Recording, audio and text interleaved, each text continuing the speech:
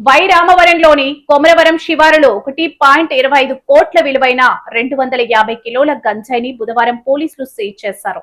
అక్రమంగా రవాణా చేస్తున్న 5 నిందితులను అరెస్ట్ చేసి వారి నుంచి ఒక వాహనం, బైక్, 4 ఫోన్లు స్వాధీనం చేసుకున్నట్లు ఏఎస్పీ అష్రఫ్ తెలిపారు.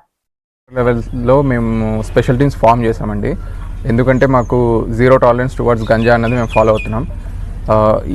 ఇందులో భాగంగా ఒరిస్సా నుంచి మహారాష్ట్రకి ఆల్మోస్ట్ 250 kgs గంజాని తరలిస్తుండగా అడ్డతీగల సర్కిల్లో వైరామవరం పిఎస్ లిమిట్స్లో వీళ్ళని పట్టుకోవడం జరిగింది.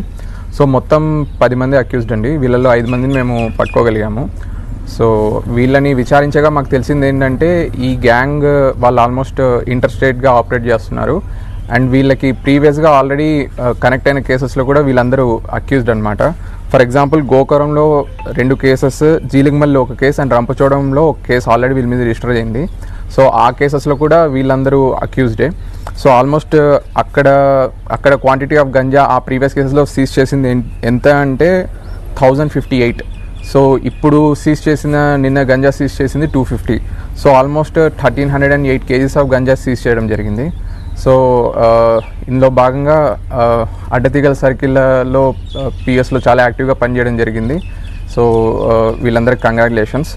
అండ్ ఇక్కడ ప్రాబ్లం ఏమొస్తుందంటే పదే అఫెండర్స్ చేయడం, అంటే రిపీటెడ్ హ్యాబిచువల్ అఫెండర్స్ ఎన్డీపీఎస్ యాక్ట్లో మేము పెడుతున్నా కూడా వీళ్ళు బయటకు వచ్చేస్తున్నారు కాబట్టి we're becoming more tough on it. So ఇక మీద ఫ్యూచర్లో వీళ్ళ మీద పిట్ ఎన్డీపీఎస్ కేసెస్ కూడా పెడతాము. So that it becomes very difficult for them to get bail.